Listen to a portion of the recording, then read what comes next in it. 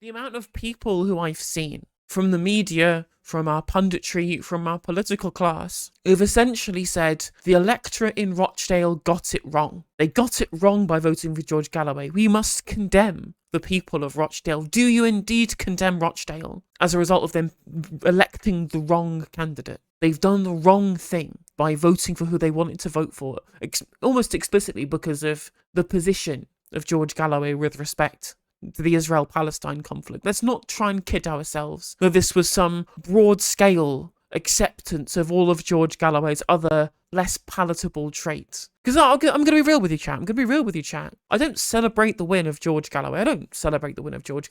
I think that a lot of his politics is awful. I don't like climate denial. I don't like transphobia. I don't like his comments about sexual assault. I don't indeed think that somebody who pals around with Nigel Farage and Steve Bannon is somebody who we should be celebrating joining the fold of politics. I don't like the party that he runs for, and I don't think is going to be a particularly good MP for his local constituency. But I do agree with him on lots of his foreign policy takes, and he's always been a fierce defender of peace, at least when the West are the ones being antagonistic. But what I will celebrate, chat, what I will celebrate is the humiliation. I will celebrate the humiliation of the major parties in this country. I will celebrate that. They thought they could get away with trying to both sides the conflict in Israel and Palestine by trotting out rehearsed lines of Israel having the right to defend itself whilst it tries to ethnically cleanse the Palestinians. And the electorate made themselves heard, and they voted with their ballot. And they told the major parties where they can take it and where they can shove it.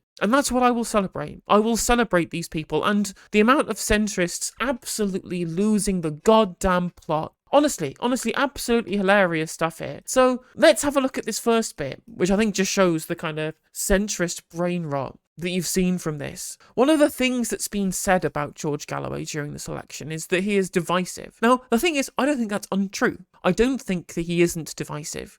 It's clear on a huge number of issues he has a lot of controversial positions, ones of whom I disagree upon vehemently. You know, it's very difficult for me to back an Assadist, for example. I'm not going to support him for these things. What they've done, we saw it in the speech from Rishi Sunak, which we will watch later on. We saw it in his speech where he said, we've seen somebody like George Galloway winning. It's terrible for our democracy when the major parties lose and there is a democratic deficit in terms of support for a ceasefire that neither party has acquiesced to until very recently. And they claimed that there was intimidation. Now, I've heard about this stuff from Richard Tice. Don't believe a word of it. I don't believe a single word of it. It's clear that the media and our political class are converging upon this nonsense idea that somehow politicians are more in danger now than they were before. And it's because of Palestinian protesters, because of radicalization, because of the war in Gaza. Don't believe it for a word. I think Richard Tice is trying to manipulate the media line on this to try and say that George Galloway only won because he is in league with those radical Islamists who are threatening politicians, and that people from his campaign might have been intimidating Reform UK during this election.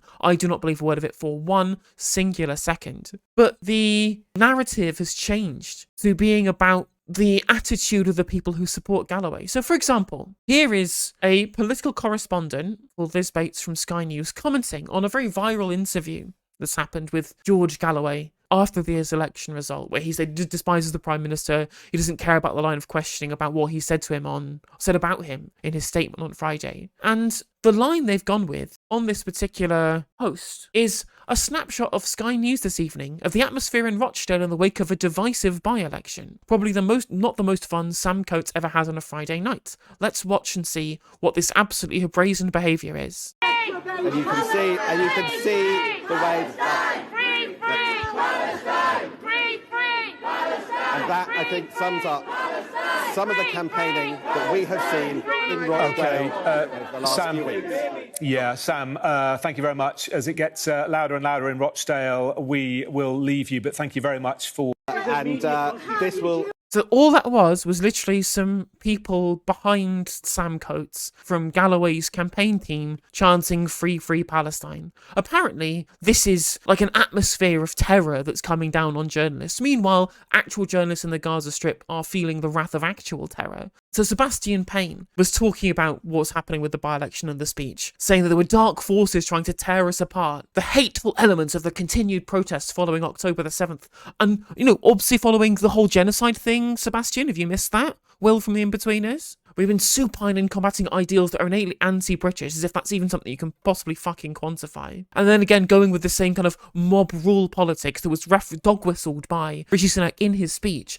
and then followed up here with this commentary on the Speaker, definitely not trying to cover up the fact that he was railroaded into his position by members of the chamber themselves for political reasons rather than for safety reasons. And then him making the same point about George Galloway's interview with Sam Coates from Sky, a visual representation of the problem. Look what happened with Sam Coates' face in Rochdale just after the speech, as if it was anything other than what I said people like Steve Bray have done for ages, right? Steve Bray has been shouting over journalists the whole time, playing Benny Hill music in the background, generally being a nuisance. I think quite funny at times. I think he's a bit of a laugh, and definitely a broad representation of the rich history of protest that we have in this country, which we should have a democratic right to. But of course, Rishi Sunak feels the need to try and tear down those democratic freedoms that we absolutely should have inalienable rights to in this country, up to the point where he's wanted to deport immigrants who even protest. That's literally a thing that he said that he would do. And somehow, that was never a problem when Steve Bray was doing it about Brexit. That was all just fun, laugh and jokes, and everybody had a fun time about it. But as soon as people do the same thing, in the same kind of manner, let's not try and say that people chanting Free Palestine or walking around in the background trying to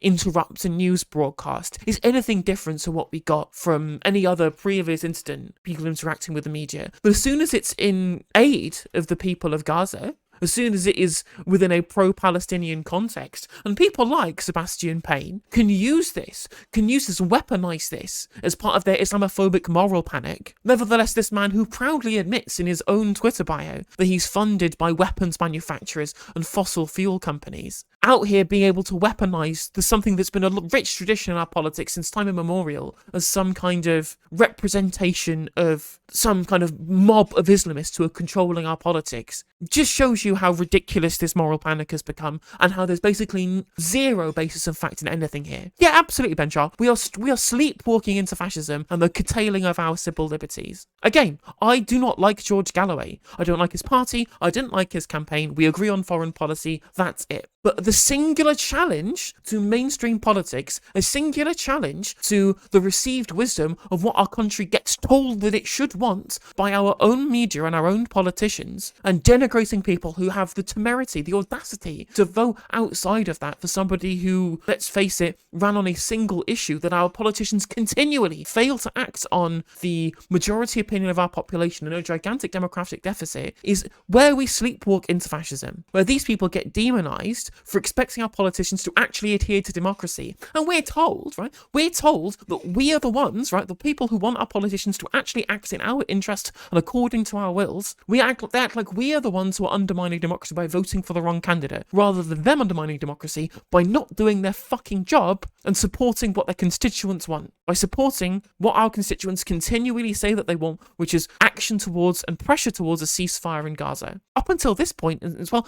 outside of the conflict, just the actual occupation itself, we've been pro-Palestine as a country in plurality in terms of polling since time immemorial. For an incredibly long time, we've been, despite what our media and politicians tell us we're supposed to want, we've been pro-Palestine. And even those voices were being shut out and being told that we were fringes when we just hold the plurality opinion of this population. You're absolutely right, Funkadelic fan. Democracy is absolutely 100% under threat. And it's under threat from a far-right government who feel their grip on power loosening. They feel their grip on the political process in this country loosening with attacks from somebody even further to the right than them. They understand that Reform UK are breathing down their necks. They're staring down the barrel of probably a decade of, at least, of political irrelevancy, and they're throwing their toys out of the pram and throwing whatever moral panic shit to the walls that can stick. It's a dying administration, a dying system, a dying political class, desperately clinging on by their fingertips and pulling out all the stops to ensure that the people of this country cannot have a fair say in the governance of this country. And let's be real, all of this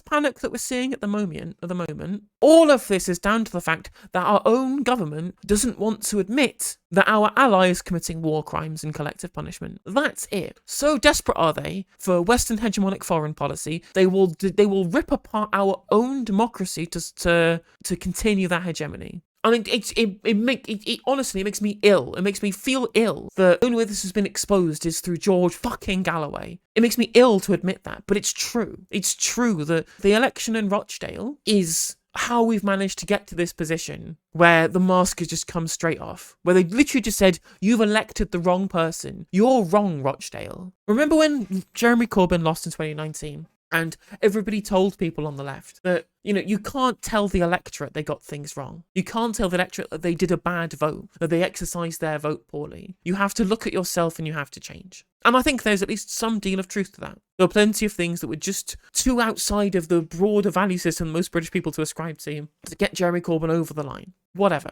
But when it happens from the other side, when our tiny, insular little political class are so far out of step with public opinion that a supermajority of people in this country disagree with them and out there protesting in their millions weekly, and then when they get the chance to express this out the ballot box by choosing a protest candidate and completely ignoring all of the mainstream political parties. Do we hear, actually, our mainstream political parties have to change to be able to stop this? No. The voters get told that they are wrong. No, they cannot ever countenance the idea that the hegemonic political discourse and political ideology of our political media class is in any way wrong. Anything outside of that is wrong and must change to fit it. And it absolutely is a pressure cooker waiting to explode. We saw there was this polling being done recently, the Financial Times was sharing it, showing that only 12% of people have trust in our politicians in this country. Is it any wonder why?